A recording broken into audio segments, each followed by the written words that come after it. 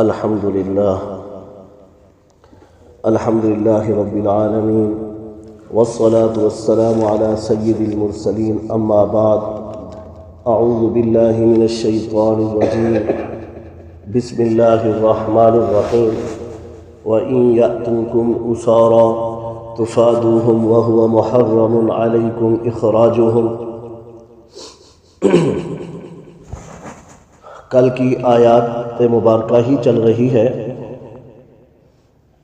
اللہ رب العالمین نے بنی اسرائیل سے عہد لیا کہ تم اپنوں کو قتل نہ کرنا اور ان کو ان کے گھروں سے بھی نہ نکالنا، تو اللہ تعالیٰ کی نافرمانی کرتے ہوئے ان دونوں باتوں پر انہوں نے عمل نہیں کیا، اور اسی آیات مبارکہ میں ایک تیسرا عہد لیا، وہ یہ ہے،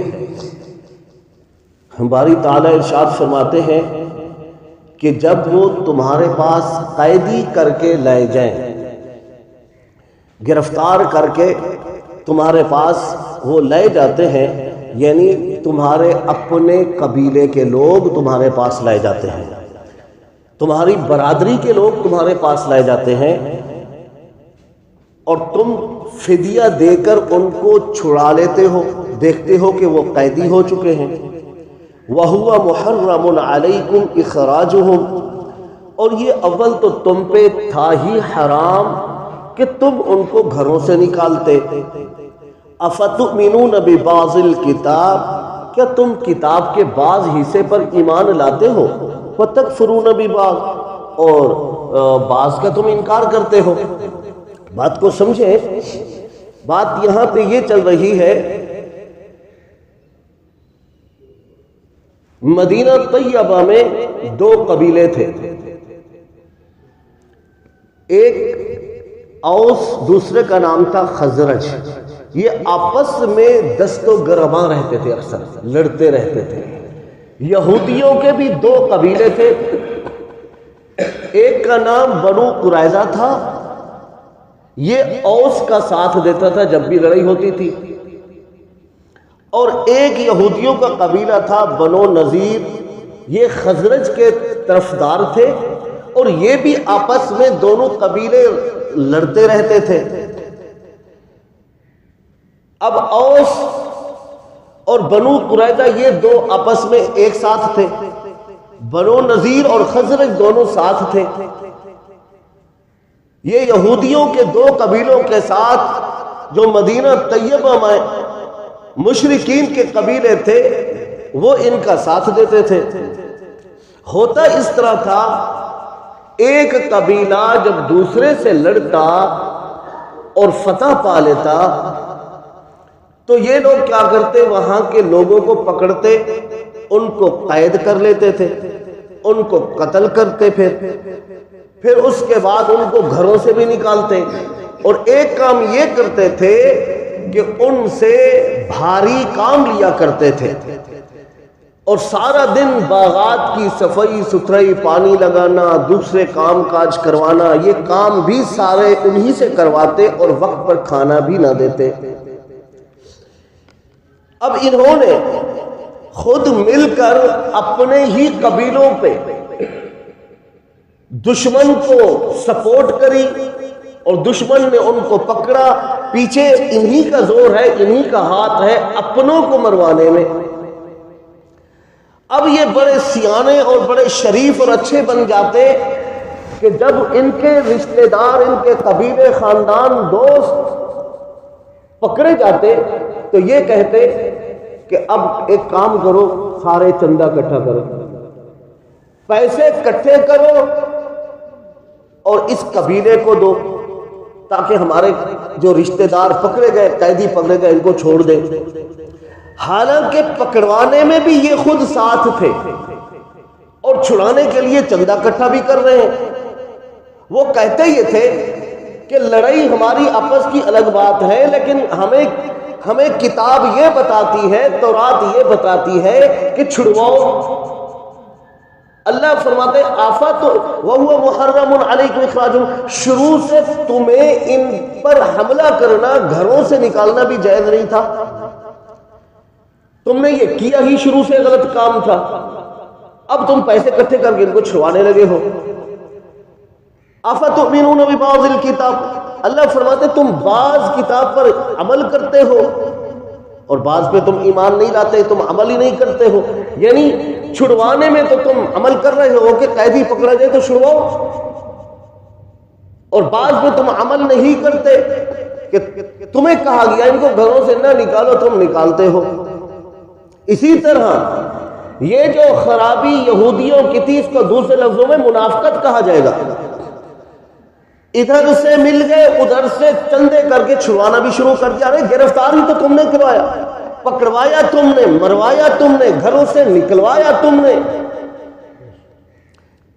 تو یہ خرابی یہود کے اندر تھی، قرآن مقدس نے ہمیں آگاہ کر دیا کہ ان کے اندر یہ بیماری تھی۔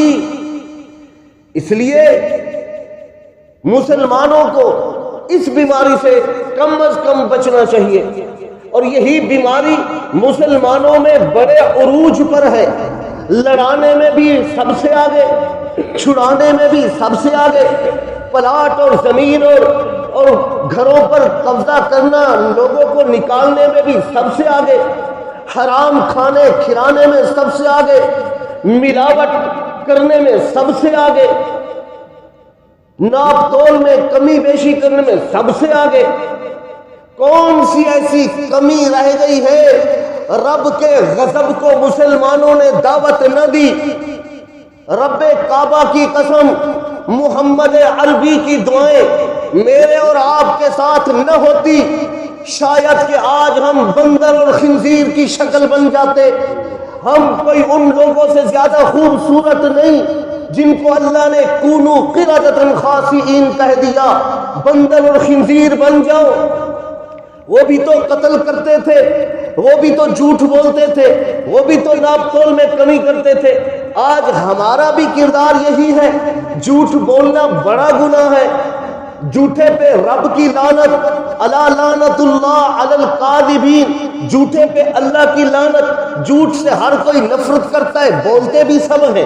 ام سلمہ ام المومنین ام سلمہ رضی اللہ عنہا کا ارشاد ہے، فرماتی ہے کالی کملی والے پیغمبر نے ارشاد فرمایا جھوٹ بولنا بڑا گناہ ہے، مگر 3 موقعوں پر جھوٹ بولنا عبادت، جھوٹ بولنے والے پر خدا کی لعنت، 3 جگہوں پر جھوٹ بولنے والے پہ رب راضی ہوتا ہے۔ ایک ایسے وقت میں جھوٹ بولو جب ملکی حالات جنگ اختیار کر چکے ہو، فوجوں کی حمایت کے لیے اگر آپ کو کسی نے پکڑ لیا یا کسی فوجی کو پکڑ لیا دشمن نے، وہ پوچھتا ہے کہ تم کہاں کہاں حملہ کرنا چاہتے تھے، منصوبہ کیا تھا، اسلحہ کتنا ہے تمہارے پاس، اس وقت جھوٹ بول دو، بولو ہمیں نہیں پتا، مجھے نہیں پتا، میں اس لیول کا بھی نہیں ہوں کہ میرے سامنے یہ بات ہوئی ہو۔ جھوٹ بولو، مسلمانوں کو بچاؤ، ملک و ملت کو بچاؤ۔ یہ تمہارا جھوٹ گناہ نہیں، عبادت ہے۔ میاں بیوی آپس میں لڑ پڑے، اس وقت جھوٹ بول کر دونوں کو منا لو، کہہ دو کہ بیوی میاں کی تعریف کرتی ہے، شوہر کو کہہ دو تمہاری بیوی پردہ دار ہے، صوم و صلات کی پابند ہے، بڑی اچھی خاتون ہے، ان دونوں کی صلح کرا دو۔ بتاؤ مسلمانوں، آج ہمارے اندر یہ نہیں ہے کہ میاں بیوی کو لڑایا جا رہا ہے، حتیٰ کہ لڑانے کی نوبت طلاق تک پہنچ چکی، گھر ویران ہو گئے، گھر خالی ہو گئے، بچے یتیم ہو گئے، ہمیں احساس تک نہ ہوا۔ تیسرا جھوٹ، مسلمان آپس میں لڑ پڑے، ان کی صلح کرا دو، جھوٹ بول دو کہ عبداللہ تمہاری تعریف کر رہا تھا، عبد الرحمن کو کہہ دو کہ وہ تو تم سے پیار کرتا ہے، عبد الرحمن کو بھی بتا دو عبداللہ تم سے بڑا پیار کرتا ہے، وہ تو کہتے ہی میرا بھائی ہے، تمہاری تعریفوں کے پل باندھ دیتا ہے، تم کیوں لڑ رہے ہو؟ ان کو صلح کرا دو۔ اللہ کی قسم، میاں بیوی میں صلح کرانے والا، ملک و ملت کے لیے جھوٹ بولنے والا، مسلمانوں میں صلح کرانے والے کے لیے محمد عربی نبی جنت کا اعلان کرتے ہیں، یہودیوں سے کم نہیں، وہ بھی لڑتے تھے، ہم بھی لڑ رہے ہیں، وہ بھی گھروں پہ قبضے کرتے تھے، ہم بھی گھروں پہ قبضے کرتے ہیں، اسی طرح وہ بھی لوگوں کو پریشان کرتے، ہم بھی لوگوں کو پریشان کرتے ہیں، وہ بھی نماز نہیں پڑھتے تھے۔ آج ہمارے دیکھ لیجئے اتنی بڑی مسجد میں لوگ گھروں میں سو رہے، کیا ان پہ نماز فرض نہیں؟ عورتیں گھروں میں سو رہی، نماز فرض نہیں۔ جو 8 بجے اٹھے گا اس کو بڑا فخر ہے، میں تو 8 بجے اٹھتا ہوں، کوئی 10 بجے اٹھے گا۔ جو ظہر کی نماز کے بعد 2 بجے اٹھتا ہے بڑے فخر سے کہتا ہے میں تو 2 بجے اٹھتا ہوں، ہمارا تو ناشتہ 12-1 بجے ہی پکتا ہے، ہم تو دیر سے سوتے ہیں۔ تمہارا نبی تمہیں دیر سے سلانا سکھا نہیں گیا۔ میرے نبی کی حدیث ہے، اللہ کے محبوب پیغمبر نے فرمایا سب سے اچھا وہ ہے، سب سے اچھا جو عشاء کی نماز پڑھ کر فوراً سو جائے، عشاء کی نماز کے بعد فوراً سو جانے والا نیت کرتا ہے تہجد کی، نیت کرتا ہے فجر کی نماز کی، رات کے 2 بج گئے 3 بج گئے، نمازیں ہمارے اندر نہیں، لڑائی جھگڑے ہمارے اندر ہیں، ساری خرابیاں بنی اسرائیل کے واقعوں کو بیان کرتے کرتے تقریباً اب یہ ختم ہونے والا ہے واقعہ۔ بتائیں مسلمان محاسبہ کریں ان میں اور ہمارے اندر کیا فرق رہا ہے؟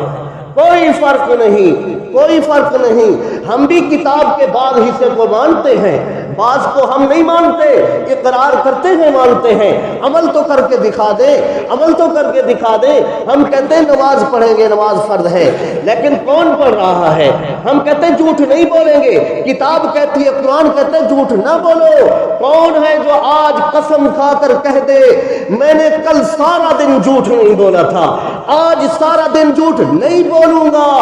کوئی بتا دے تیرے نبی کے چہرے پہ داڑھی سجتی تھی، تیرا نبی بڑا حسین تھا، کوئی نبی ایسا نہیں آیا جس کے چہرے پہ داڑھی نہیں تھی۔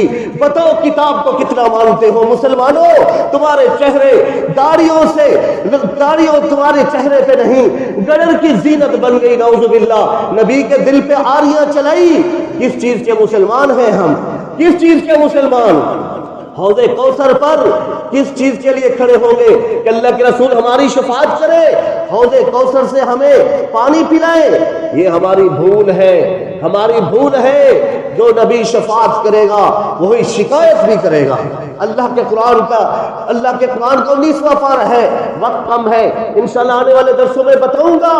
تمہارا نبی جہاں مہربان ہے وہاں تمہاری شکایت بھی کرے گا اللہ کو کہ میں نے اتنی مشکلوں سے شریعت دین پہنچایا، انہوں نے اس کو چھوڑا۔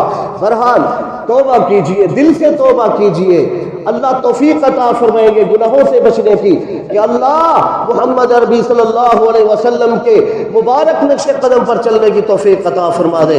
اللہ ہمیں جھوٹ سے بچا دے، اللہ ہمیں 5 وقت کی نماز با جماعت مسجد میں آ کر پڑھنے کی توفیق عطا فرما دے۔ اللہ ہمیں قرآن سے سچی عقیدت و محبت عطا فرما دے۔